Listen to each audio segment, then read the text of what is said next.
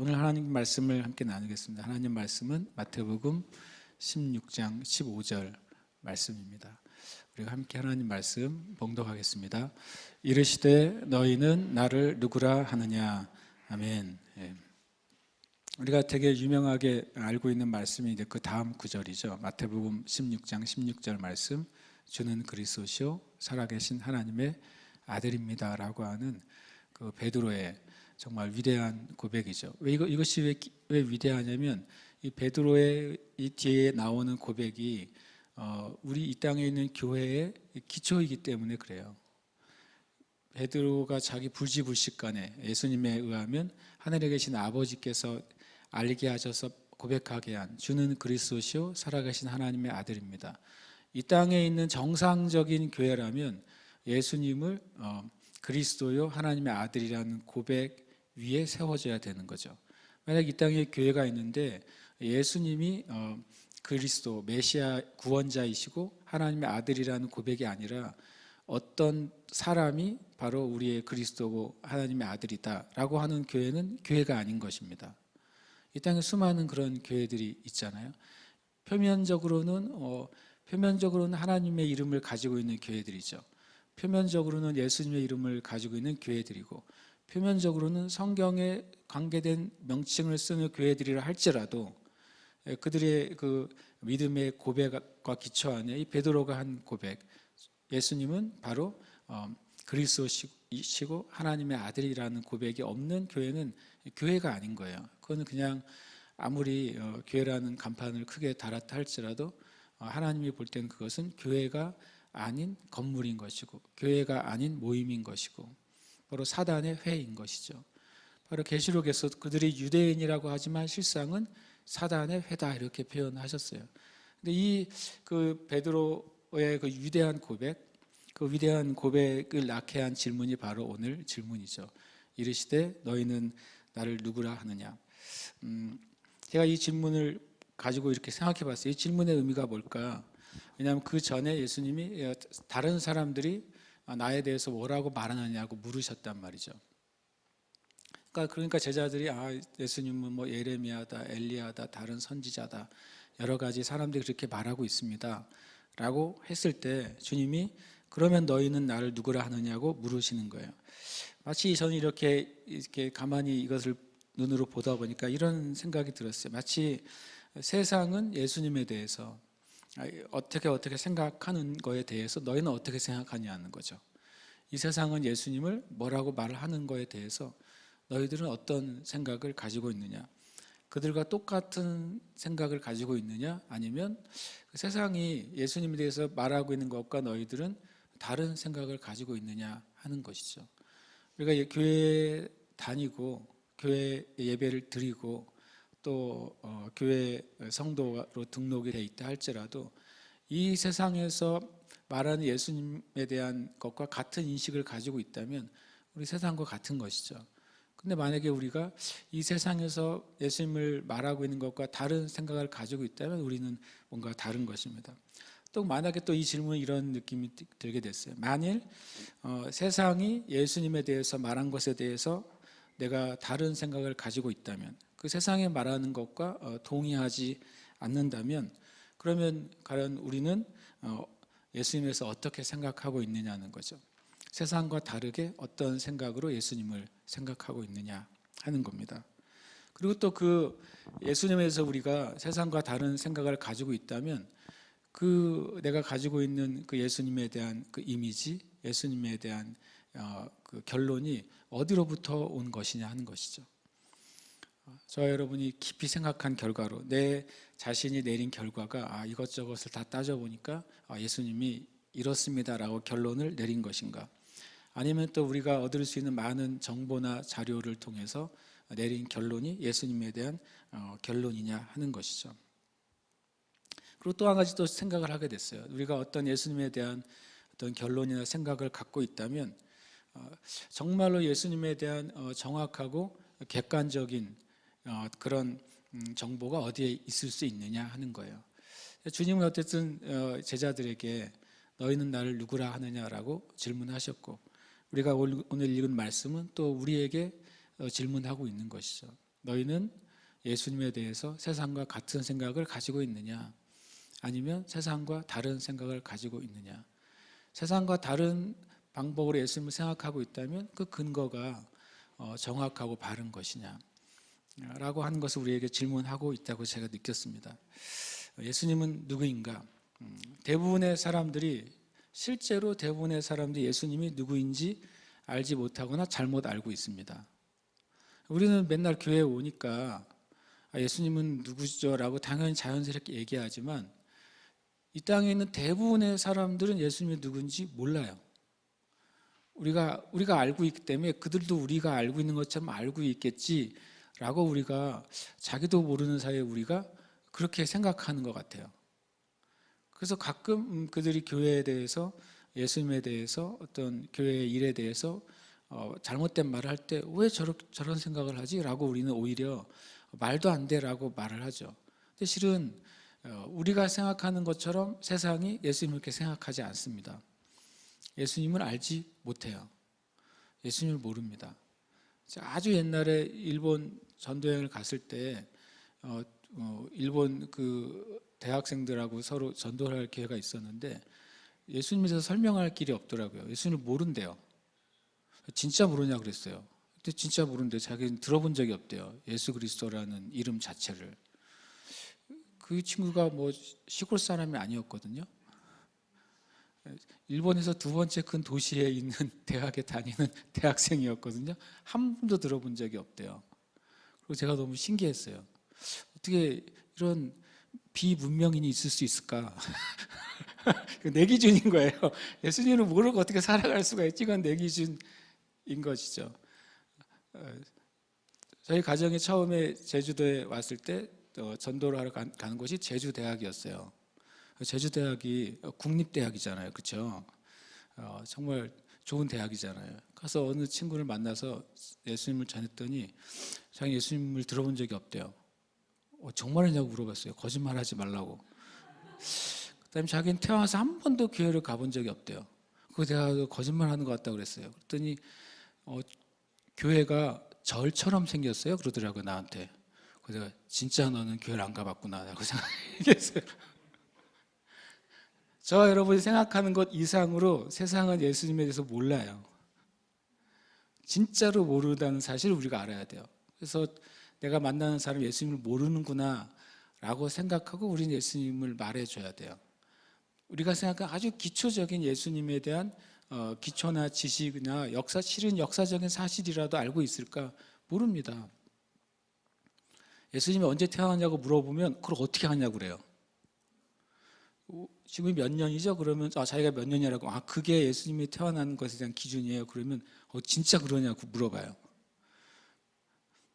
지극히 당연한 상식 같죠? 그런데 그렇지 않습니다.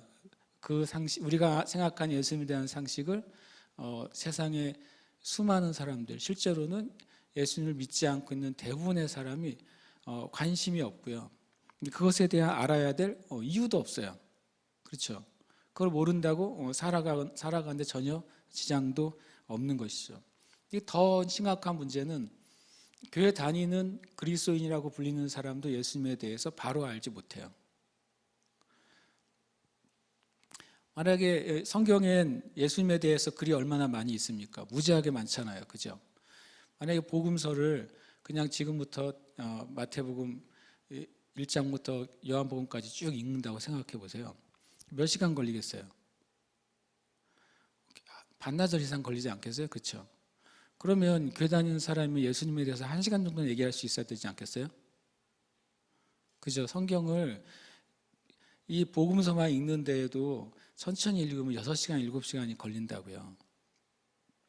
그런데 교회 생활을 5년, 10년 했어요. 그럼 예수님에 대해서 얘기 좀 해보세요. 그러면 마태, 마가, 누가, 요한복음을 끊임없이 들었는데 예수님이 하신 말씀을 1시간도 예수님에 대해서 얘기하지 못하는 거죠. 일주일 전에 본 넷플릭스 드라마는 얘기를 하라고 그러면 하루 종일도 얘기하면서 예수님에 대해서 얘기 좀 해보세요. 그러면 1시간을 얘기를 못해요. 1시간이 뭐예요? 10분도 얘기하지 못해요. 그 말은 뭐냐면요. 하나님을 알지 못하는 사람은 예수님에 대해서 전혀 모르고 교회를 다니는 그리스도인도 예수님에 대해서 잘못 알고 있어요.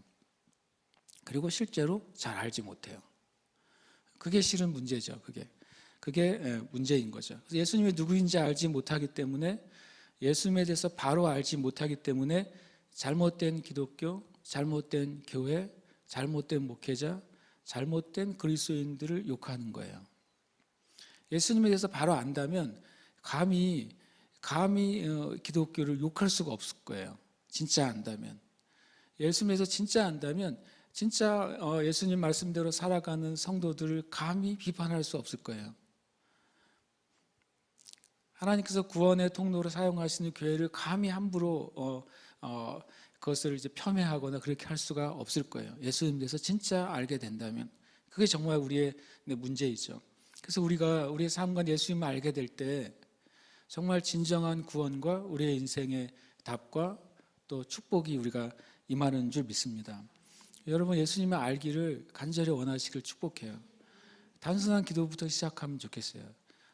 예수님, 난 예수님을 알고 싶어요. 되게 단순한 기도죠. 예수님을 알고 싶습니다. 이 기도, 예수님은 그 기도에 응답을 해주세요. 심지어는 그 사마리아 수가성의 여인의 그 마음의 답이 뭐였어요? 마음의 깊은 궁금증이 어디서 예배해야 하나님을 만날 수 있을까, 그거예요. 어디서 예배해야 메시아이신 그분을 만날 수 있을까? 그것이 자기의 인생에 진짜 만족도 없고, 그리고 남편이라고 여기는 사람을 6번 바꾸면서도 그것이 내 인생의 기쁨이 되지 못했던, 다른 사람들이 물을 기르러 오는 시간에 감히 함께 수치스러워서 같이 함께 물을 기르러 올 수도 없었던 그 여인이 가진 질문이 신기하게도 어디서 예배해야 되고 메시아이신 그리스도를 어떻게 만날 수 있을까? 그게 그 여인의 마음 깊은 곳에 있는 질문이었단 말이죠. 저는 그 질문을 주님이 해결해 주시기 위해서 그를 만나셨다고 생각해요. 그래서 어디서 예배하는 게 좋습니까? 라고 물어봤을 때 장소가 아니라 바로 지금 영과 진리로 예배하면 하나님을 예배하는 것이다 라고 가르쳐 주셨어요. 메시아인 그리스도인 메시아가 오면 그 모든 것에 대해서 답을 주실 거라고 저는 생각하고 있습니다 라고 했더니, 너와 말하는 그가 바로 그리스도다. 주님이 그 여인에게 정체를 처음으로 밝히세요. 성경에서. 왜냐하면 그 여인이 그 질문을 가지고 있었기 때문에 그래요. 저와 여러분, 예수님을 더 알기를 갈망하고 질문하시기를 축복합니다. 오늘 제가 나누는 것은 아마 성경에 있는 예수님에서 말씀하고 있는 그냥 성경 자체의 내용입니다. 그런데 그 성경 자체의 내용이 나에게 정말 실제로 그것이 느껴지고 그것이 경험되고, 정말 그 예수님에 대한 그 성경의 말씀이 나에게 정말 큰 기쁨과 또 능력이 되려면 여러분이 그 말씀을 가지고 질문을 해야 될 거예요. 주님, 이 예수님에 대해서 말씀하시는 것을 내가 정말 알고 싶습니다. 나머지 시간들을 우리가 6시까지 더 예배하잖아요. 그때 주님께 계속 질문하시길 축복해요. 예수님을 더 알기를 원합니다. 다른 말로는 예수님을 만나기를 원합니다. 주님의 은혜를 또 깨닫기 원합니다라고 말할 수도 있죠. 그러나 더 심플한 질문은 주님을 알기 원합니다 하는 질문이 되시기를 축복합니다. 다시 말하면 예수님에 대한 객관적이고 정확한 정보는 예수님 자신에게 있죠. 1차적으로 예수님이 진짜 자신에게 진짜 정보가 있는 거예요. 그런데 지금 예수님이 육신으로 이 땅 21세기에 계시진 않단 말이죠. 그러면 예수님에 대한 가장 객관적이고 정확한 정보는 예수님이 우리에게 남겨주신 말씀 안에서 찾을 수 있는 것이죠.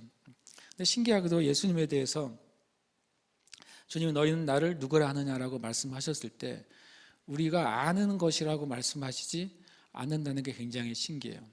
우리가 만약에 노력하고 연구해서 그것이 예수님에 대해서 모든 것을 알 수 있는 길이냐? 그렇지 않습니다. 왜냐하면 예수님이 이런 말씀하셨어요. 지금 예수님의 제자들에게, 또 예수님의 말씀을 듣는 이들에게 너희가 지금 보는 것이 복되다.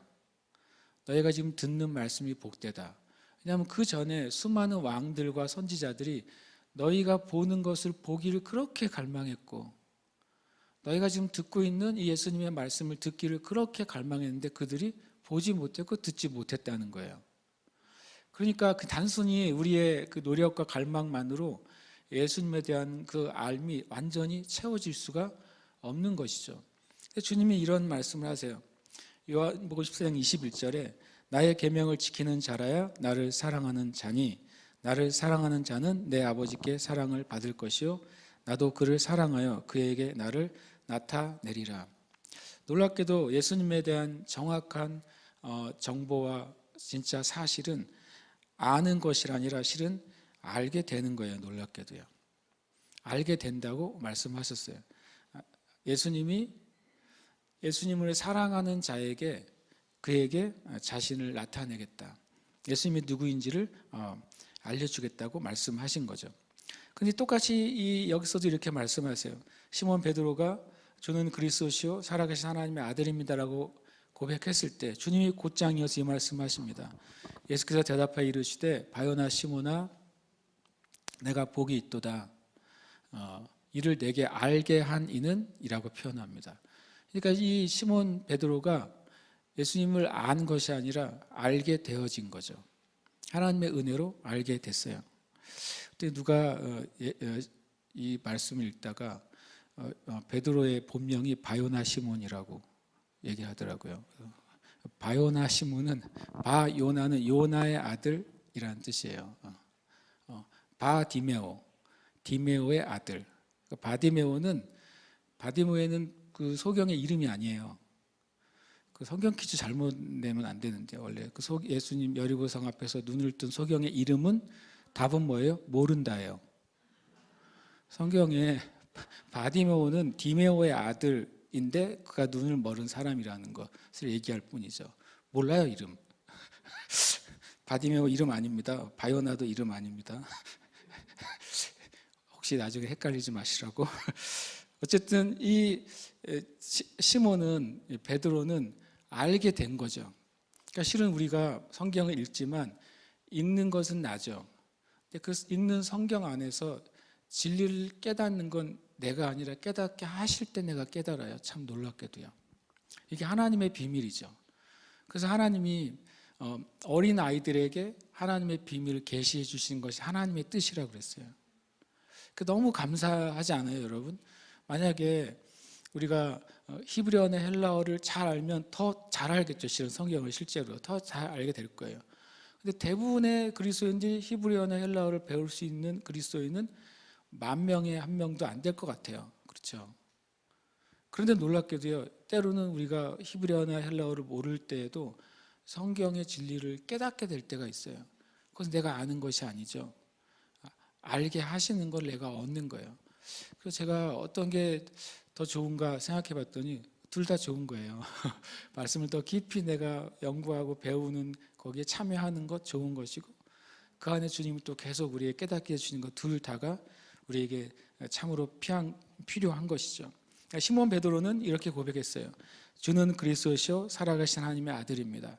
이것도 어떤 분은 시몬 베드로가 예수님을 첫 번째 주라고 고백했고 그리스도라고 고백했고 살아계신 하나님의 아들이라고 고백했으니까 세 가지 고백한 거 아니에요? 라고 되어 있는데 이 주는 주님이라고 표현한 게 아니라 당신은 이라는 헬라어를 한국 성경은 좀 예수님을 엄청 존경해가지고 당신이라고 감히 말할 수가 없으니까 주는이라고 표현했어요. 그러니까 영어 성경에도 you라고 돼 있어요. 그러니까 시몬 베드로가 한 고백은 두 가지인 거예요. 예수님은 그리스도이십니다 라고 고백했어요. 그리스도는 메시아, 즉 구원자라는 뜻이죠. 바로 당신은 예수님은 주님은 그리스도이십니다. 주님이 구원자시고 메시아이십니다 라고 고백합니다. 그리고 바로 주님은 살아계신 하나님의 아들입니다. 이것은 굉장히 놀라운 고백인데 나중에 예수님이 내가 하나님과 같다, 하나님의 아들이다라는 고백 때문에 신성모독이라는 죄 몫을 얻으시거든요. 그 예수님이 그걸 하기 전에 이미 베드로가 신성모독적인 발언을 한 거나 마찬가지예요. 예수님에 대해서 바로 당신은 하나님의 아들입니다. 주님이 이거를 다른 사람한테 말하지 말라고 그랬어요. 왜냐하면 말했으면, 이거를 말하고 다녔으면 누가 신성모독한 죄가 돼요? 베드로요. 베드로가 사람에게 하나님의 아들이라는 표현을 썼기 때문에 이것은 베드로가 신성모독죄를 지고 예수님보다 먼저 십자가에 죽었어야 돼요. 그렇게 할 수는 없잖아요. 그래서 주님이 이것을 말하지 말라고 말씀하시죠. 엄히 명하시는 것이죠. 바로 하나님의 아들이란 말은 하나님의 권세를 가진 분이에요. 하나님과 같은 분, 하나님 자신을 의미하는 것입니다. 그래서 제가 이제 오늘 이제 특별히 요한복음 말씀에 예수님에 대한 정보가 들어 있어요. 아까 예수님에 대한 객관적이고 바른 정보는 예수님 자신에게 있다고 그랬죠. 그러니까 제일 좋은 예수님에 대한 제일 객관적인 정보는 예수님 자신이 내가 누구야라고 정체를 밝히시는 것이 가장 성경 안에서도 가장 객관적이에요. 바울이 예수님을 뭐라고 고백할 수도 있고 베드로가 예수님을 무엇이라고 고백할 수도 있는데, 만약에 예수님이 내가 누구다라고 한 말과 비교해 본다면 어떤 것이 더 정확한 객관적인 사실이겠어요? 예수님이요. 예수님이 자기 자신을 I am 이라고 한 말들, 나는 누구야 라고 하는 말들을 우리가 기억한다면 그것이 예수님에 대한 가장 객관적인 정보가 되는 거예요. 그래서 저는 오늘 정보를 드리려고 하는 거죠. 그리고 여러분이 그 객관적인 정보를 가지고 주님, 내가 이 예수님을 정말 알고 싶습니다 라고 기도하고 구하는 것은 저와 여러분의 몫인 거죠. 각자의 몫이에요. 저는 정보를 오늘 제공하려고 하는 것입니다. 첫 번째 예수님은 아까 말한 것처럼 그리스도이십니다. 이 수가성 여인이, 사마리아의 지역에 있는 수가성 여인이 예수님에 대해서 굉장히 명확한 표현을 썼어요. 여자가 이르되 메시아 곧 그리스도라 하는 이라고 표현했어요. 이 여인이 굉장히 잘 얘기해 줬어요. 감사하게. 왜냐하면 메시아는 구약에서 구원자를 가리키는 표현이 메시아예요. 그리고 신약에서 구원자를 가리키는 표현은 그리스도란 말이죠. 구약에 그리스도라는 단어는 안 나와요, 실은요. 왜냐하면 그리스도라는 단어 자체는 신약의 언어인 헬라어이니까요. 메시아가 바로 유대인들이 사용했던 히브리어입니다. 그러나 구약에 그리스도와 같은 말은 반복되죠. 기름 붓다라는 말은 구약에 끝도 없이 나오는 것이죠. 그것이 바로 기름 부음 받은 자, 그래서 이 땅의 구원자로 세워진 사람, 세워진 존재, 그가 바로 그리스도이신 것이죠. 바로 이 여자가 메시아, 구원자, 그리스도가 하는 분이 오시면 모든 우리의 내 삶의 문제, 인생의 문제, 이 세상의 문제들에 대한 답을 주실 거라고 나는 믿습니다 라고 말한 거예요. 이 여인은 구약의 그리스도인들이 가지고 있었던 믿음을 가지고 있어요. 메시아가 오시면 해결될 것이라는 믿음이 있는 것이죠. 거기에 주님이 뭐라고 말씀하시냐면 너에게 말하는 그가 바로 메시아다 그랬어요. 내가 그다. 요한복음에서 처음으로 예수님이 I am 이라고 말했어요. I am he 라고 말씀하셨어요. 내가 그 메시아다. 네가 찾고 또 네가 믿고 있고 만나기를 원하는 그 메시아, 구원자가 바로 나다라고 말씀하신 것이죠. 우리가 주님 앞에 예수님에 대한 첫 번째 고백은 무엇이어야 되냐면 주님은 나의 메시아입니다라고 고백해야 돼요. 주님은 나의 그리스도이십니다. 주님은 내 영혼의 구원자입니다. 이 고백은 실은 우리로 하여금 어떤 죽음과 사망으로부터 우리를 건져내는 말인 거예요. 물에 빠져 있을 때 살려달라고 했을 때 누군가가 그 사람을 꺼내주면 그 사람이 그에게는 구원자인 것이죠. 예수님을 구원자 메시아라고 부르는 것은 모든 인간의 영이 지금 갈망하는 것이죠. 심판 가운데 있고 그리고 죄 가운데 있고 또 그대로 인생이 끝나면 영원한 지옥 가운데 들어갈 영혼들이 끊임없이 갈망하는 것은 바로 메시아, 구원자를 갈망하는 거예요. 바로 예수님이 바로 구원자이신 것이죠. 예수님은 모든 인류의 구원자로 오셨어요. 예수님을 믿지 않는 사람들의 구원자로도 오셨어요. 예수님을 믿지 않을 뿐만 아니라 다른 가짜 신을 믿는 다른 종교를 가진 이들을 위해서도 구원자로 오셨어요. 또 예수님을 적극적으로 반대하고 예수님에 대해서 모욕하는 이들을 위해서도 오셨어요. 이건 되게 중요한 사실이에요. 저와 여러분이 만나는 모든 사람들, 또 우리가 어떤 언론이나 뉴스 매체를 통해서 보고 듣고 하는 모든 세상의 사람들을 위한 메시아가 예수님이에요. 그들을 위해서 예수님이 오셨어요. 무슬림 테러 분자들을 위해서도 예수님이 구원자로 오셨어요. 어저께인가 그저께인가 파키스탄에서는 어떤 다른 나라 사람이 와서 모하메드의 어떤 글인가 사진인가를 훼손했대요. 그래서 그를 끌어내가지고 수백 명이 그 사람을 폭행하고 산채로 불태워서 죽였어요. 그러니까 정말 극악한 일들이 벌어지는 것이죠. 그런데도 예수님은 그들에게도 메시아 구원자로 오셨다는 거예요. 정말 가만히 생각하면 공의의 관점으로 보면 저렇게 악한 종교나 악한 이들을 위해서 주님이 구원하실 필요가 있을까? 최소한 양심적으로 사는 사람들에게 구원의 기회를 주시는 게 공의 아니야? 라고까지 말할 수도 있어요.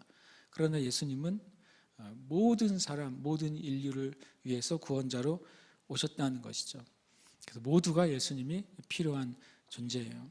그래서 우리가 누구에게라도 예수님이 바로 당신의 영혼의 구원자, 메시아라는 사실을 우리는 말해야 돼요. 두 번째, 요한복음에서 예수님은 생명의 떡이라고 이렇게 말씀되고 있어요. 요한복음 6장 35절에 예수께서 이르시되 나는 생명의 떡이니 내게 오는 자는 결코 줄이지 아니할 터이요 나를 믿는 자는 영원히 목마르지 아니하리라. 저와 여러분은 당연히 그 육신의 생명과 에너지를 위해서 음식을 먹죠.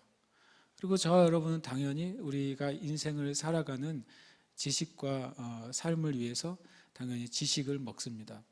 교육을 받잖아요. 어렸을 때부터 지금 이르기까지 끊임없이 우리는 교육을 받고 또 재교육을 받는 거죠. 우리의 겉사람인 육신을 위해서는 음식을 먹고 우리의 정신세계를 위해서는 많은 지식을 또 듣고 가르침을 받는 것, 그것이 지식을 먹는 것이죠. 또 책을 읽는 것이죠. 그것은 우리의 정신을 위한 거예요. 그런데 우리의 진짜 사람인 우리의 영을 위해서는, 우리의 본질이 영이잖아요. 영을 위해서는 오직 그 음식이나 지식만으로는 그것이 채워지거나 되살아나거나 충만하게 되거나 진짜 기쁨이나 행복을 느낄 수가 없는 거예요. 오직 생명의 떡이신 예수님을 먹을 때, 성경적인 표현으로는 이 육신을 위한 떡을 먹고 정신을 위한 지식을 먹듯이 우리의 영을 위해서는 생명의 떡이신 예수님을 먹을 때 그때 우리 영이 만족을 느낀다고 성경은 말씀하는 것이죠. 생명의 떡이신 예수님을 먹는다는 것은 1차적으로 예수님을 믿는 거예요. 예수님 믿을 때 내가 그 생명의 떡이신 예수님을 받아들이는 것이죠. 그리고 또 두 번째로 예수님이 하신 말씀을 내가 먹고 그 말씀대로 행하는 거예요. 그것이 바로 예수님을 생명의 떡인 예수님을 내가 먹는 것이죠. 그렇기 전에는 우리의 영이 만족할 수가 없어요. 여러분의 심령 안에 만약에 한쪽에 허전함이 있다면 그것은 무조건 이 생명의 떡으로 채워지지 않았기 때문이에요. 그럼 우리가 하나님의 말씀, 예수님의 말씀을 내 영의 정말 생명의 떡 양식으로 여기고 먹을 때 그때 우리가 소성케 되고 살아나는 것이죠. 만약에 우리가 만나는 어떤 사람들에게 어떤 통로로든지 그들에게 예수님의 말씀을 전달해 줄 수 있다면 우리는 그의 영의 양식을 제공을 하는 거예요. 그 영이 살아날 수 있는 기회를 제공하는 것이죠. 우리가 예수님이 바로 우리의 영의 생명을 주는 떡이라는 사실, 영의 음식이라는 사실, 영의 그 에너지를 공급하는 근원이라는 사실을 우리는 알고 전해야 되는 것이죠. 또 요한복음 8장 12절에는 예수께서 또 말씀하여 이르시되 나는 세상의 빛이니 나를 따르는 자는 어둠에 다니지 아니하고 생명의 빛을 얻으리라. 예수님은 또 나는이라고 말씀하셨어요. 나는 세상의 빛이다. 빛이 뭡니까? 이제 포스죠, 포스. 빛은 스스로 발광하는 것을 말하는 것이죠. 우리 육신의 눈에 한계가 있잖아요. 육신의 눈을 이제 시력으로 측정하지 않습니까? 더 멀리 볼 수 있고 더 정확하게 볼 수 있는 거죠. 반대로 또 더 가까이 볼 수 있고 더 정확하게 볼 수 있는 것도 이 육신의 시력이죠. 그렇지만 육신의 눈에 한계가 있잖아요. 우리가 볼 수 있는 그 거리가 있어요. 볼 수 있는 크기도 있어요. 우리는 너무 커도 한 번에 볼 수가 없고요. 너무 작아도 한 번에 볼 수가 없는 것이죠. 그리고 내가 동시에 두 곳을 볼 수도 없어요. 우리는요. 그렇죠? 앞과 뒤를 동시에 볼 수도 없어요. 그렇게 볼 수 있는 사람이라면 조사를 좀 받아야 되겠죠. 육신의 눈으로는 실은 영적인 진리를 볼 수가 없어요. 왜냐하면 우리의 육신의 눈은 감각과 그 다음에 우리가 보고 있는 것, 계산할 수 있는 것만을 받아들이기 때문에 그렇습니다. 그러나 영적인 진리, 그것은 바로 사람의 마음의 눈이 밝아져야만 보게 되는 것이죠. 예수님이 나는 세상의 빛이라고 말씀하신 것은 태양을 말씀하신 게 아니라 죄와 어둠 가운데 있는 그 마음에 그는 이미 눈이 어두워져 있어서 영적인 진리를 볼 수가 없단 말이죠. 그에게 예수님이 전해질 때, 예수님의 진리가 전해질 때 그의 마음에 빛이 임하는 거예요. 그래서 예수님을 영접한 사람은 그 마음에 빛이 임해서 그 마음의 눈이 밝아져서 비로소 이 내가 세상의 죄 가운데 살아가고 있다는 사실을 깨닫습니다. 우리가 아무리 좋은 조언을 해준다고 해서 그 사람이 자신이 죄에 빠져 있거나 악에 빠져 있거나 잘못된 삶을 산다는 것을 알지 못합니다. 사람들이 하나님을 알지 못하는 사람들이 그 삶을 고칠 때는 딱 한 가지 이유 때문이에요. 뭐 때문이냐면요, 근본적으로 나에게 유익을 위해서 삶을 고쳐요. 나에게 유익이 되면 우리는 행동을 고치는 거죠. 또 반대로 나에게 심각한 손해가 되면 행동을 고친단 말이에요. 근데 우리는 이익이나 손해 때문에 행동을 고치는 사람이 아니라 우리의 영혼에 빛이 임해서 내가 죄 가운데 있고 그 죄 가운데 있는 자신이 얼마나 부끄럽고 얼마나 악한 상태에 있는지를 깨닫기 때문에 말과 행동을 고치는 사람이 돼야 되는 거예요. 예수님은 바로 우리에게 빛이십니다. 빛이신 예수님 내게 비춰지면 비춰질수록 내 안에 있는 어둠을 보여주시고, 그래서 내가 그 어둠을 버릴 수 있게 해주시는 거예요. 바로 어둠에서 벗어나는 유일한 길은 예수님을 우리가 아는 거예요. 예수님을 만날 때 우리는 모든 어둠으로부터 벗어날 수 있는 힘을 얻게 되는 것입니다. 또 예수님은 요한복음 8장 25절에 그들이 말하되 네가 누구냐? 예수께서 이르시되 나는 처음부터 너희에게 말하여 온 자니라. 굉장히 재미있는 표현입니다. 바로 예수님은 창조주 하나님이라는 거예요. 처음은 뭡니까? 처음은 이제 아르케라는 단어로 하는데 그 시작이라는 뜻이에요. 창세기 1장 1절이 in the beginning이잖아요. 태초에. 요한복음 1장 1절에 태초에 또 말씀이 계시니라. 요한복음 1장 1절이 창세기 1장 1절보다 훨씬 더 전이죠. 왜냐하면 태초에 말씀이 계신 것과 천지가 창조된 것이 같은 시점이 될 수가 없는 거예요. 만약에 요한복음 1장 1절에 태초에 말씀이 계시니라, 말씀이신 예수님이 창세기 1장 1절에서 시작하셨다면 예수님은 피조물이신 거죠. 그러나 요한복음 1장 1절에 나와 있는 태초에 말씀이셨던 예수님은 영원 전에 스스로 존재하신 하나님이셨고, 그 하나님께서 창세기 1장 1절의 태초에 말씀이신 예수님을 통해서 세상을 창조하신 것이죠. 그래서 나는 처음부터 너에게 말하여 온 자다. 처음에 창세기 1장 3절에 하나님이 처음 말씀을 하시죠. 빛이 있으라라고 말씀하시죠. 바로 하나님이 하시는 말씀은 바로 하나님의 말씀이신 예수님이신 것이죠. 예수님을 통해서 하나님은 세상을 창조하시기 시작하셨습니다. 그러니까 수많은 철학자와 과학자들이 찾고 있는 이 세상의 시작, 세상의 근원은 바로 예수 그리스도를 통해서 시작된 것이죠. 그것이 성경에서 말씀하고 있는 거예요. 태초에 하나님께서 세상을 창조하시는 그 태초에 예수님께서 하나님과 함께 하셨고, 또 모든 만물이 예수님으로 말미암아 지어졌고 성경은 또 예수님을 위해서 지어졌다고 성경은 말하고 있어요. 온 세상이 예수님을 위해서 지어졌어요. 이것은 참 놀라운 진리인 것이죠. 또 예수님 천재 시작에 대해서 가장 명확하게 말하는 책도 성경책이죠. 그 성경책은 예수님이 창조의 주라는 사실을 분명하게 말하고 있고, 그래서 우리가 내 인생의 참 목적과 의미를 알려면 천지를 창조하신 그 예수님에게 가야만 되는 거예요. 예수님을 안다고 하는 것은 그냥 신앙적인 지식을 갖추는 게 아니라 예수님을 알 때만 조금 전에 나눈 것처럼 내 안에 빛이 임해서 내 안에는 어둠을 몰아낼 수 있고, 예수님을 알 때에만 그분이 바로 창조주 하나님인 것을 발견하게 되고 그분 안에서 내 인생의 목적을 발견하는 거예요.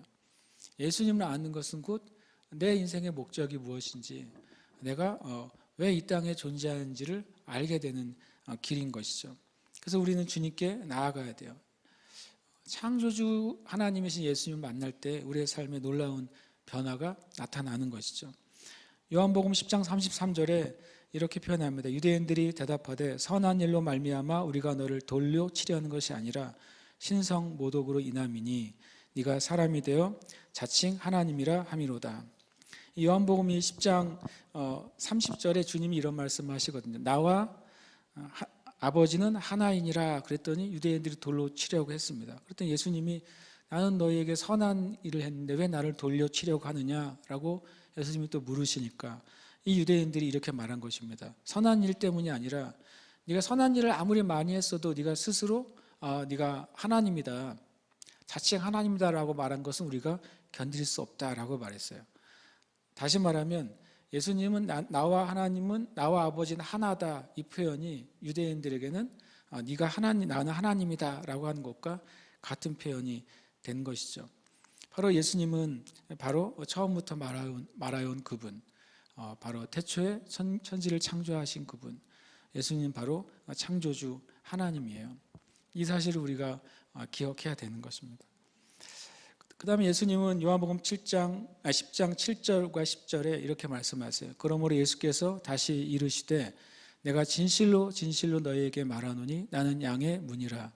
도둑이 오는 것은 도둑질하고 죽이고 멸망시키려는 것뿐이요 내가 온 것은 양으로 생명을 얻게 하고 더 풍성히 얻게 하려는 것이라. 양의 문, 다른 표현을 하면 바로 예수님은 생명의 문이신 것이죠. 또 구원의 문인 것입니다. 예수님이라는 그 구원의 문을 통하지 않고서는 우리가 구원받을 수가 없는 것이죠. 그리고 또 이 구원의 문은 오직 예수님 한 분밖에 없는 거예요. 오늘 제가 나누는 그 영어의 문장엔 대부분 더가 붙어 있어요. 영어 문장에 더가 붙어 있으면 세상에 딱 하나밖에 없을 때 더라는 말이 붙잖아요. 바로 그렇게 예수님은 유일한 양의 문인 거죠. 유일한 빛이시고 유일한 창조주이신 거예요. 바로 예수님은 바로 유일한 구원의 문이신 거죠. 또 이 문이라는 단어가 뒤라라는 헬라어인데요. 이 문이 이런 의미를 가지고 있어요. 정문 또는 입구를 의미합니다. 그리고 또 내가 가야 될 방향을 제시해주는 진로를 의미하는 거예요. 그러니까 우리가 인생에 있어서 어떤 문을 선택하느냐, 내가 어떤 진로를 선택하느냐, 어떤 방향을 선택하느냐에 따라서 우리 인생의 결과가 완전히 다르게 나타나지 않습니까? 그러니까 성경은 분명히 멸망으로 인도하는 문은 크고 찾는 자가 많다고 그랬어요. 그러나 진짜 생명으로 인도하는 문은 작고 또 되게 좁아 보인다고 말하죠. 그러나 찾는 사람에게만 그 문이 발견되고 찾는 사람에게만 그 문이 열린다고 말씀하세요. 이 세상에 있는 그 돈과 또 육신의 쾌락이나 또 우리가 추구하는 그런 욕망이나 그런 명예나 그런 것들은 실은 금방 사라지는 것들이죠. 금방 사라집니다. 우리가 뭐 과거의 왕들과 대통령들의 이름을 다 기억하지도 못하지만 또 이 땅에 전 세상에 있는 뭐 수상들이나 아니면 뭐 총리들이나 그들의 이름을 다 기억하지 못하잖아요. 그러나 그들이 그 나라를 다스리거나 권세를 가졌을 때에는 마치 그 다스림과 권세가 영원한 것인 것처럼 다스리고 권세를 부리잖아요. 근데 그것을 통해 모든 것을 자신들이 좌지우지할 수 있다고 생각하잖아요. 근데 참 놀랍게도 세상에 존재했다가 사라진 어떤 왕이나 또 어떤 권세자가 세워놓은 그 법이나 규범이 지금까지 그대로 존재하는 경우는 단 하나도 없어요. 정말 영원하지 않거든요. 정말 아주 짧은 시간에만 그 힘과 영향력이 있을 뿐이에요. 근데 우리가 그것을 쫓아서 산다면 그것도 참 어떻게 보면 전도서의 말씀에 의하면 헛되고 헛되죠. 우리나라에 좋은 대통령이 나와야 되겠죠. 또 우리나라에 좋은 교육감들이 나와야 되겠죠. 그러나 하나님 나라의 영원한 차원에서 보면 그들이 역사상 가장 좋은 대통령이라고 할지라도 영원한 하나님의 나라에서 보면 참 아무것도 아닌 거예요. 또 반대로 그들이 가장 악한 지도자라 할지라도 하나님의 전체 역사에서 볼 땐 그들이 할 수 있는 건 진짜로 아무것도 없어요. 아무것도 없습니다. 그들이 할 수 있는 것은 정말 작은 거고 그것이 하나님의 일을 궁극적으로 방향을 바꿀 수가 없어요. 왜냐하면 예수님만이 문이시기 때문에 그래요. 예수님만이 인생과 역사와 또 세상의 방향을 결정할 수 있는 유일한 통로이시고 문이세요. 그래서 요즘 보면 어떤 기독교계나 아니면 비기독교계나 이 세상에 대해서 굉장히 어두운 전망들을 많이 얘기하지 않습니까? 어두운 전망들을 얘기할 때 어떤 사람은 좋은 것을 위해서 어두운 것을 얘기하는 사람들도 있고 때로는 자신들의 이익을 추구하기 위해서 세상을 어둡다고 말하는 사람들도 있는 것이죠. 많은 그래서 흔히 말하는 음모들이 생기는 것이고 많은 거대 아주 계획들이 생기는 거라는 걸 우리가 볼 수 있어요. 그런데 실은 그 모든 것도요. 결국엔 우리가 주님이 이미 문이시라는 사실을 기억해야 돼요. 주님이 문이시고 주님이 정해놓으신 그 문으로 들어가고 그 방향만이 나중에 결과를 내게 될 거예요.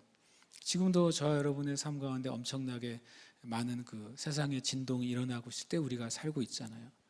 참 이것을 경험하는 때 우리가 살고 있는 것도 굉장히 놀라운 일이거니와 이때 수많은 그 사람들의 주장이 있는 것도 참 놀라운 일이죠.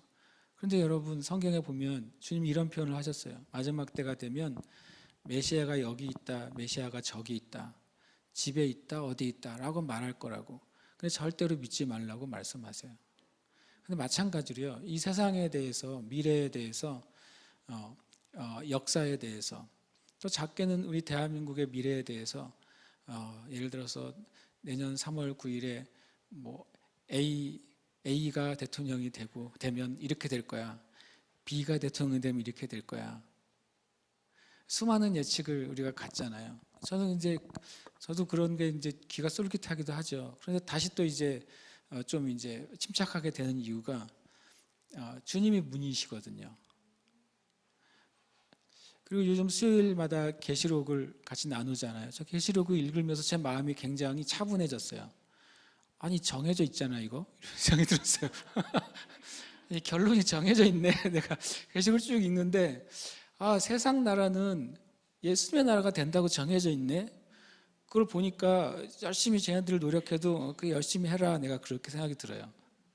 성경은 정해져 있거든요. 바벨론이라고 말해지는 그 세상의 그 많은 권세와 부와 모든 힘들이 어떻게 될지가 정해져 있어요. 수많은 핍박과 환난과 재난과 그 모든 것이 많이 일어나는데 그 끝이 정해져 있어요. 시간이 없으면 계시록 뒷부분만 열심히 읽으세요. 앞에 부분 괜히 읽어서 666이 누구이냐고 묻지 마시고 뒤에 결론이 있으니까 계시록 19, 20, 21, 22를 열심히 읽으시면 이 결론이 있구나. 결론은 주님이 정하셨고 예수님이 문이시구나. 문이신 예수님을 통해서 생명 얻을 뿐만 아니라 문이신 예수님을 통해서 이 세상의 방향이 결정이 됐구나. 이것을 보게 되면 실은 마음이 침착해지는 것이죠. 저와 여러분의 인생도 정해져 있지 않습니까? 우리가 구원받고 영생 얻는 게 정해졌잖아요. 그렇죠? 그러면 침착하셔야 돼요. 예수님께서 우리 건너편으로 건너가자. 예수님이 정했어요. 근데 가는 중간에 바람이 불고 막 폭풍이 불고 정말 난리가 나는 거죠. 제자들이 예수님은 정했기 때문에 주무시는 거예요. 예수님은 정하셨고 그것이 그렇게 될 줄을 아시기 때문에 흔들리는 배에서 주무시고 계시죠. 제자들은 아주 그냥 정말 수고하고 노력하면서 물을 퍼내지만 그 결국에는 배가 가라앉을 것 같은 지경에 이르니까 예수님을 깨워서 우리가 죽게 된 것을 돌아보지 아니하십니까? 라고 말을 해요. 거기 하나 빼먹었어요. 제자들은 당신도 죽을 거예요 라고 말하는 거죠. 배가 가라앉으면 제자들만 죽나요? 예수님도 문제가 생기시겠죠. 그러니까 주님이 선포하신 것은 정하신 거예요. 주님이 일어나셔서 뭐라고 말합니까? 너의 믿음이 어디 있느냐 그래요. 너의 믿음이 어디에 있느냐. 너의 믿음이 나와 함께 있으면 결코 이 바람과 바다 폭풍이 예수님을 삼킬 수 없다는 사실을 인지하게 되면, 그리고 그 예수님이 우리가 저쪽으로 건너가자라고 말씀하셨다면 그것이 주님의 뜻이라는 사실을 알게 되면 우리는 주님을 끝까지 신뢰할 수 있는 것이죠. 그러면 저와 여러분이 진짜 예수님이란 문을 날마다 선택하시길 축복해요. 그분이 구원의 문이시고 그분이 그 문으로 들어가는 자에게 생명을 주시고 더 풍성히 얻게 하려고 말씀하셨다고 말씀했어요. 이 생명과 풍성이는 더 풍성한 생명이에요. 언어의 의미는요.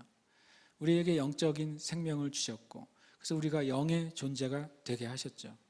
그뿐만 아니라 내 안에 들어온 이 생명이 더 풍성하게 돼서 더 많은 하나님의 축복을 누리는 삶을 살도록 우리를 부르셨다는 사실이에요. 예수님이 양의 문입니다. 예수님이 구원의 문이고 생명의 문이라는 사실, 예수님이 우리를 풍성하게 하시는 그 통로라는 사실, 우리 날마다 그 예수님을 선택하시길 축복합니다.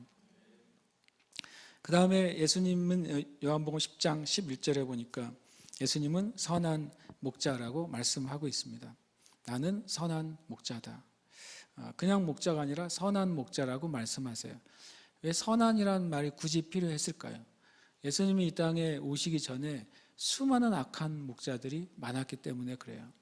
그리고 예수님이 계시는 그 시대에도 수많은 악한 목자들, 가짜 목자들이 너무나도 많았기 때문에 예수님은 자신을 선한 목자다. 선한 목자의 특징을 어떻게 알 수 있느냐? 이전에도 많은 악한 목자들이 있었고 또 예수님 시대에도 악한 목자들이 많이 있었고 지금 이 말씀을 읽는 우리의 시대에도 수많은 악한 목자들이 있는데 그 중에 선한 목자를 어떻게 구별할 것인가? 선한 목자를 구별 방법은 예수님이 스스로 말씀하셨어요.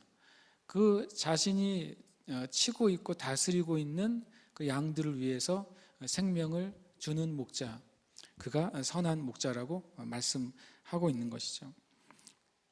여러분 한번 생각해 보시면 어떠겠어요? 여러분이 아는 사람 중에 저 사람은 내 대신 죽을 사람이야. 몇 명이나 한번 리스트를 적어 보실 수 있겠어요? 수첩에다가 나를 위해 죽을 수 있는 사람 리스트를 쭉 적은 다음에 그 사람한테 보여주면 그분이 조용히 펜을 들어서 나는 빼주세요. 그럴지도 몰라요. 그리고 또 반대로 여러분이 대신 죽어줄 수 있는 사람 리스트를 한번 생각해 보세요. 난 이 사람을 위해서는 나 대신 죽을 수 있을 것 같아. 그런 이름이 몇 명이나 있을 수 있겠어요. 기본적으로 우리가 사랑하는 가까운 가족들을 위해서는 우리가 정말 내가 생명을 대신할 수 있어라는 마음의 자세를 갖겠죠. 우리가요.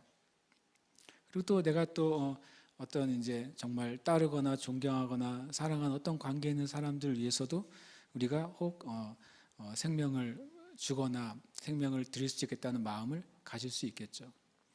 그리고 또 어떤 정말 마음이 선하고 아름다운 사람은 급한 상황에 있을 때 그 사람을 위해 내 생명을 줄 거라고 준비하지 않았어도 그 사람을 구해내려고 하는 마음으로 대신 내 생명을 던질 수도 있겠죠. 그런데 실은 이제 예수님은 모든 사람을 위해서 죽으시려고 오셨다고 성경은 말씀하시는 거예요.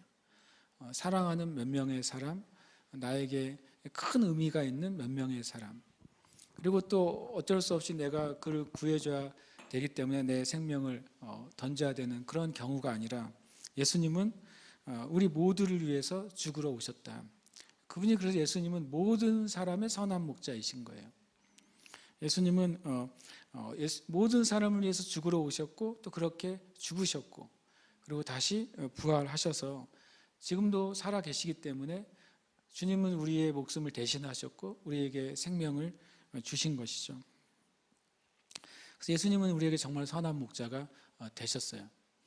그래서 저와 여러분이 나를 위해 죽어주겠다는 사람이 아무도 없어도 실망할 필요가 없는 게 이미 나를 위해 죽으신 분이 계신 것이죠. 그리고 그분은 내 생명을 보장하고 있는 거예요.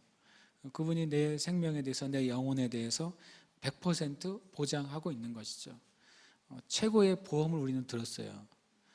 우리가 예수님이라는 생명보험을 들었잖아요.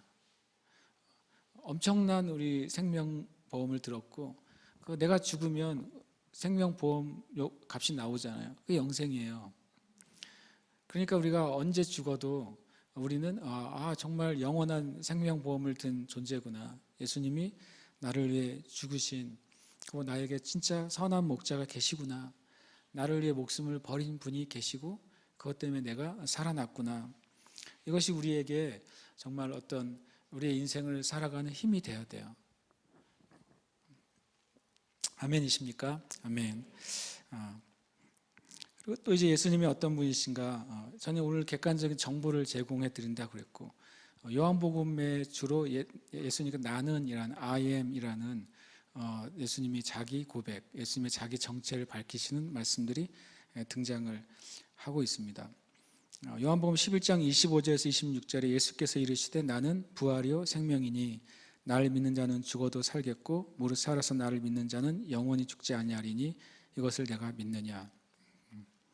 예수님께서 나는 부활이고 생명이다 이렇게 말씀하셨습니다. 예수님을 믿는 사람은 믿었기 때문에 부활이고 생명이신 예수님 안에서 다시 사는 것이죠.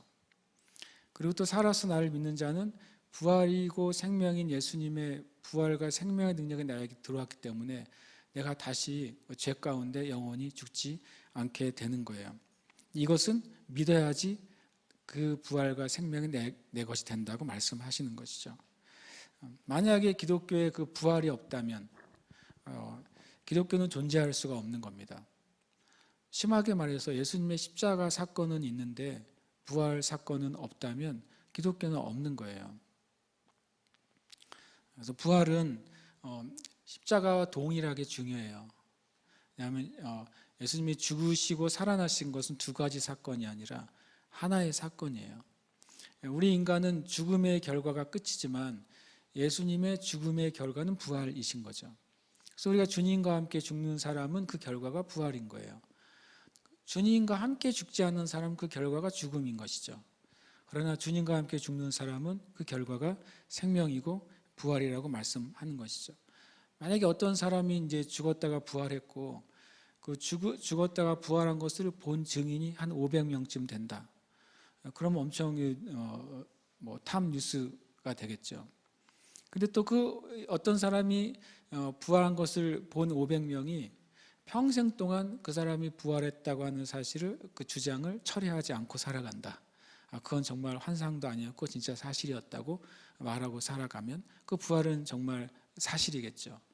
단순히 또 그 500명이 내가 부활한 그가 부활한 걸 본 게 사실일 뿐만 아니라 나는 그 부활한 그 사람을 위해서 내 생명을 바치겠습니다라고 말하고 산다면 그것은 그 부활은 사실일 뿐만 아니라 엄청난 영향력을 주는 사건이 되는 것이죠.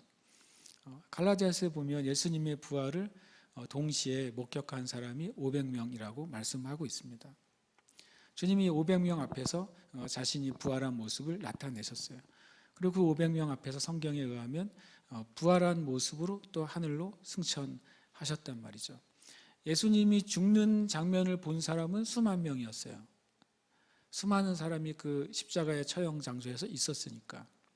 예수님의 부활을 목격한 사람은 한 성경적으로는 500명이죠. 또 예수님의 또 승천을 목격한 사람도 500명이에요.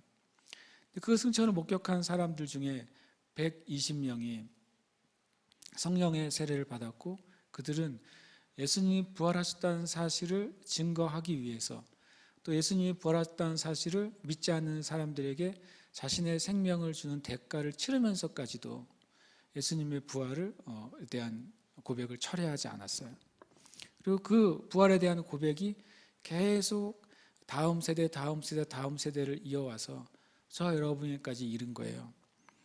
예수님이 부활이고 생명이라는 사실은 기독교의 본질이에요. 우리의 믿음의 본질인 것이죠. 사람들은 거짓말을 위해서 죽지는 않습니다. 거짓말을 가지고 이익을 취하기는 합니다. 그러나 거짓말을 위해서 자기 생명을 던지지는 않아요. 그리고 또 그 거짓말을 다음 세대에 계속 전달하고 싶지는 않단 말이죠. 평생 거짓말을 해가지고 큰 이익을 누렸던 사람도 죽기 전에 꼭 뭐 하나씩 남겨놓고 가요. 뭐 고백 하나를 남겨놓고 가잖아요. 실상은 이거였어. 그러고서 뭐 비망록 하나쯤 남기고 간단 말이죠. 왜 수많은 대통령들이 굳이 그런 걸 쓸지 모르겠어요. 정직할 수가 없는 게 이 세상의 지도자의 자리인가 봐요. 정직한 것을 다 말할 수가 없는 거죠. 그 국가의 유익을 위해서, 자기가 속한 정당이나 세력의 유익을 위해서, 자기 자신의 유익을 위해서 어떤 세상의 지도자도 정직한 걸 다 말할 수가 없어요. 그래서 한편으로는 저는 재미있는 표현이지만 이 땅에 있는 지도자들에게 정직함을 요구하면 안 돼요. 그냥 정직할 수가 없거든요. 외교관이라는 말에 어떤 훌륭한 학자가 외교관의 정의를 이렇게 내렸대요. 공식적으로 거짓말하는 것이 허락된 사람이 외교관이래요. 외교관이 진실을 말하면 안 되잖아요. 처음 하셨어요? 외교관은 절대 진실을 말하면 안 됩니다. 자기 나라의 비밀을 말하면 안 되잖아요. 그래서 외교관의 말을 신문에서 들으면 무조건 반대로 생각하세요. 반대로 생각하거나 저건 진실이 아니구나 이렇게 생각하면 제대로 세상을 보는 사람이에요. 어느 대사가 이렇게 말했잖아. 이게 참 미련한 거예요. 제 말이 진실입니다. 아십니까? 대통령도 좀 미안하지만 진실을 말하면 안 돼요. 이거 제 희한한 표현일 수 있지만 대통령이나 지도자들이 추구하는 것을 얻기 위해서는, 거기에 속해 있는 집단이나 정당이 원하는 것을 만들기 위해서는 절대로 사실을 말하면 안 돼요. 이게 악인데, 그러니까 세상이 그래서 악한 거예요. 진짜 진실과 사실과 진리를 말하는 분은 예수님밖에 없어요. 그래서 우리의 삶 가운데 예수님이 진짜 부활하신 분이시고 생명을 주신 유일한 분이라는 사실, 그래서 우리가 오직 예수님만 우리가 붙잡아야 되는 사실을 우리가 더 알게 되시기를 축복합니다. 도대체 언제 끝나느냐고 이렇게 물으실 수 있어요. 요한복음이 끝나면 끝나겠죠. 요한복음 11장 얘기했으니까 절반쯤 왔다고 생각하시면 굉장히 기쁘십니까? 아니면 절망스러우십니까?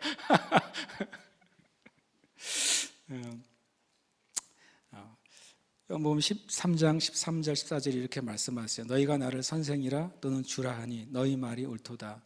내가 그러하도다.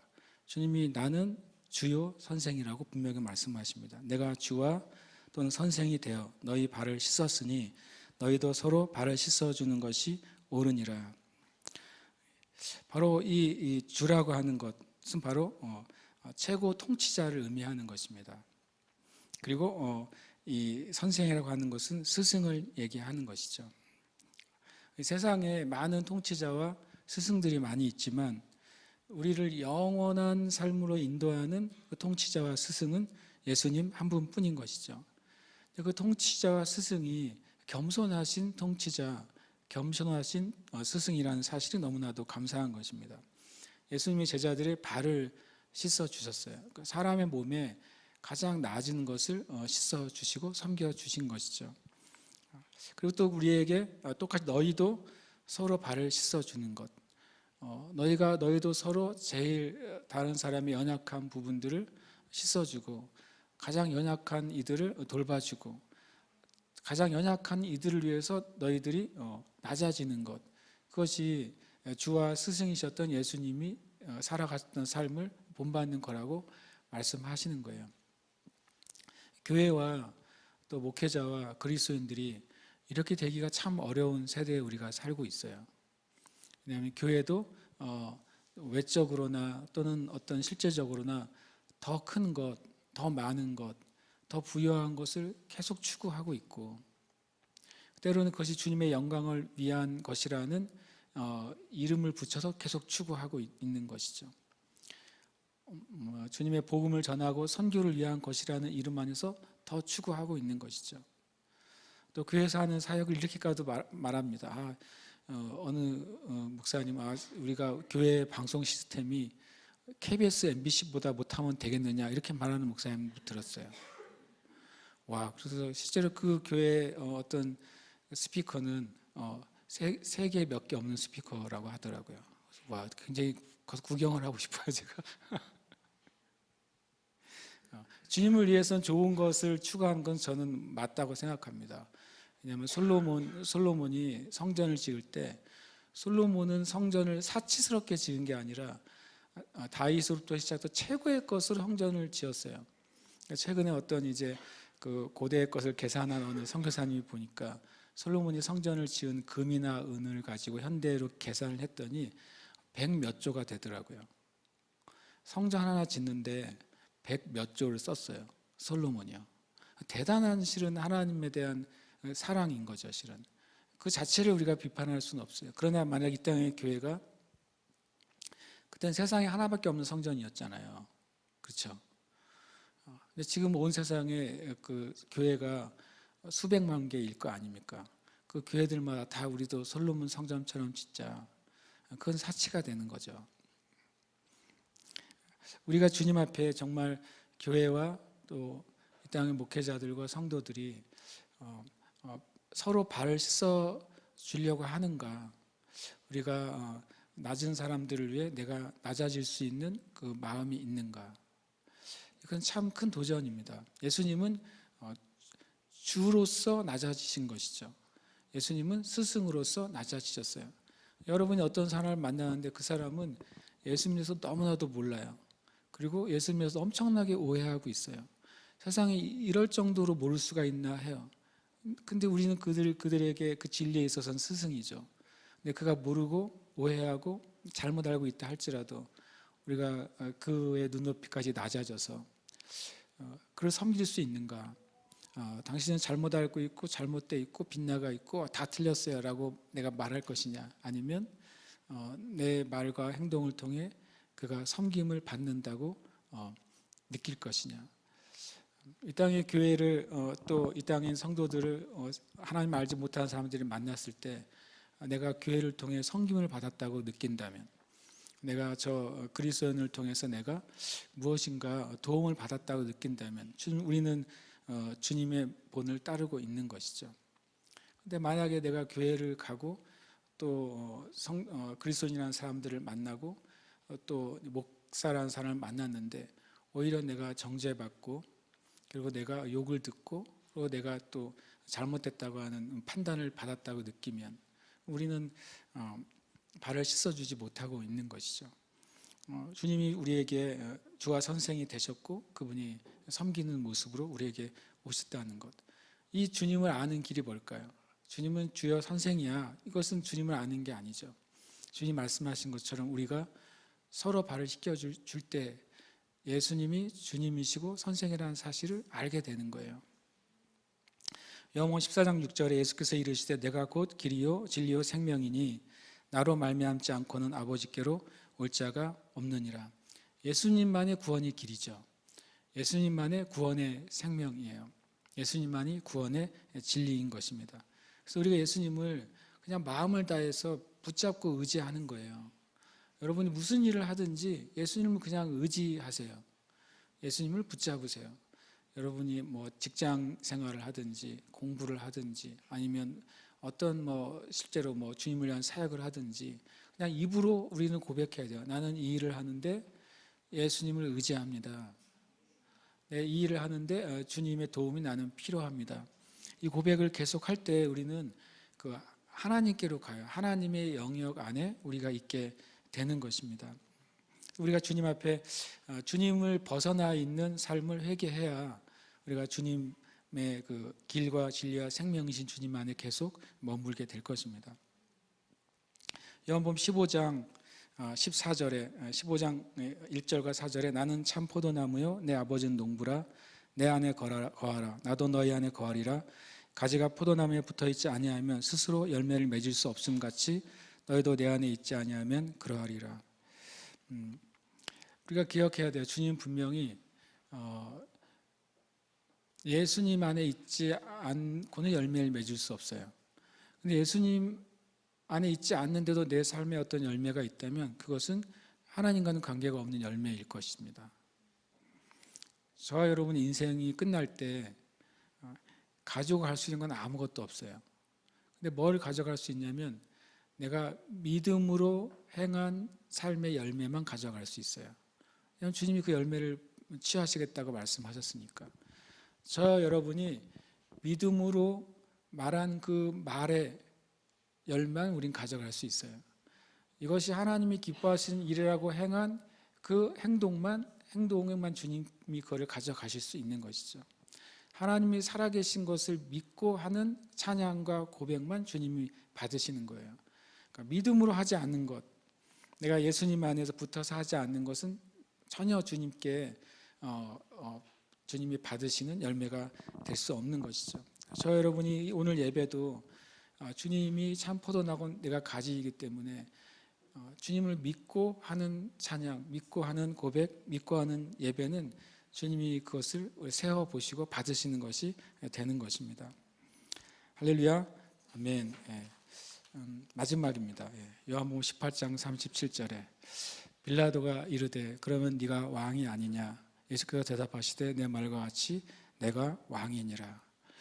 처음엔 저는 요한복음 18장 37절을 예수님의 자기 고백으로 처음엔 보지 않았다가 나중에 보니까 예수님이 I am king이라고 말씀하신 거예요. 내가 진짜 킹이네. I am a king 이러셨어요. 근데 주님이 더 킹이라고 하지 않으신 것은 이 세상에 많은 왕들이 있고 예수님은 다른 차원의 왕이시기 때문에 이 세상 나라에 속한 왕이 아니시기 때문에 I am a king이라고 말씀하셨더라고요. 예수님이 왕이십니다. 예수님이 왕이셔야 우리가 예수님을 믿을 때 예수님의 다스리는 나라 안에 들어가는 거예요. 우리가 함께 기도하고 있습니다. 오늘 제가 정보를 제공하는 날이니까 이게 예수님에 대한 정보예요. 예수님은 그리스도이십니다. 예수님은 생명의 떡이시고 예수님은 빛이시고 예수님은 창조주 하나님이시고 예수님은 양의 문이시고 예수님은 선한 목자이시고 예수님은 부활이고 생명이십니다. 예수님은 주와 선생이시고 예수님은 길, 진리, 생명이십니다. 예수님은 참 포도나무이시고 예수님은 왕이세요. 여러분 마음에 예수님 그러면 이 중에 어떤 것이 먼저 마음에 이렇게 느껴지세요? 예수님이 어떤 분으로 느껴지세요? 예수님을 느낄 때 내가 아는 거예요. 예수님을. 그리고 그 예수님에 대해서 내가 느낄 때 그것 때문에 내가 정말 감사할 때 만약에 내가 예수님의 참 포도라는 사실이 알게 됐어요. 그럼 우리는 우리의 마음의 첫 번째 고백이 그거일 거예요. 예수님이 저에게 참 포도나무가 되어주셔서 감사합니다. 내가 예수님께 붙어 있을 때 제 삶은 정말 가치 있는 삶으로 풍성하게 될 것입니다 라고 고백할 것입니다. 예수님이 왕이신 것을 내가 알게 될 때 우리는 똑같이 고백할 거예요. 예수님이 나의 왕이셔서 너무나 감사합니다. 우리가 주님을 정말 알 때 그것은 진짜 감사, 진짜 찬양이 되는 것이죠. 함께 이 시간 기도할 때 주님의 그 은혜가 예수님이 어떤 분인지를 제가 알기를 원합니다. 지식으로서가 아니라 정보로서가 아니라 능력으로 만나기를 원합니다. 예수님이 나의 자신을 계시하신 그 말씀이 나에게 내 삶의 의미가 되고 능력이 되고 권능이 되기를 간절히 원합니다. 함께 이것을 가지고 함께 기도하겠습니다. 기도하겠습니다. 하나님 감사합니다. 우리